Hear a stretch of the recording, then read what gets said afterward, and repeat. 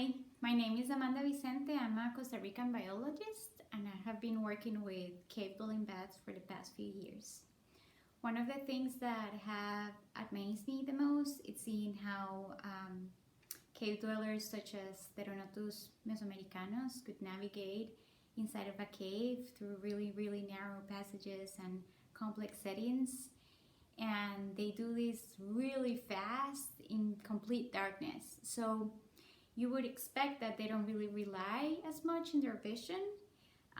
However, if you have experience putting harp traps in cave exits, you have seen how when you light up the trap, they just stop falling, like they could avoid the trap. So somehow they see the heart trap and they're using those tiny little eyes that they have, and they're important.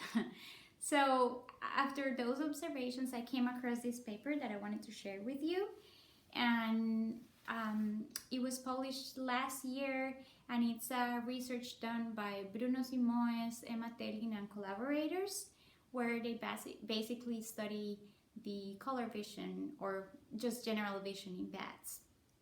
And just to give you kind of a quick overview of basic biology, our vision is determined by two photoreceptor cells in our retinas, and that's the rods, which are good for dim light conditions, and the cones, which give us the ability to see colors. So it was a common perception for a long time to think that as a trade-off for their nocturnal habits and their echolocating abilities, bats had they were either blind or they just had rods in their retinas. However, after a lot of studies of genetics and behavioral studies and also some pigment studies in their eyes, they found that all of that was wrong and they are not blind, right? So even though it's still like a common misconception. So just to go back to the research, what this group did was analyzing DNA sequences from two opsin genes that are in cones. The short wavelength gene that confers the ability to see from UV light to blue, and the medium to long wavelength genes that gives the ability to see from green, yellow, and red. So they did the analysis on 115 bat species representing 20 from 21 existing bat families that they have different ecological niches and diverse echolocating types. And what they found is that for the medium to long wavelength gene, it was highly conserved across lineages, and interestingly, it was also under strong evolutionary pressure to maintain its function, which has led us to believe that perhaps this is really important for fundamental bat survival and might play an important role for regulating circadian rhythms and things like that are also important to calibrate physiological process and behavior. Also, they argue that these longer wavelengths are more important to formation of an image, more important than short wavelengths such as UV light. So that was the result from the second gene, but for the other gene, the short wavelength gene, they found a completely different story. And so, like previously, it has been known that when that gene is present and functioning in a bat, it gives them the ability to see UV light.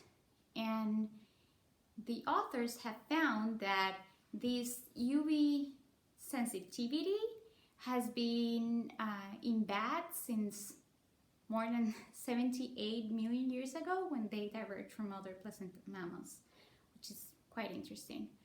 However, from the 115 bat species that they analyzed, 26 of those species had lost their function through different mutations.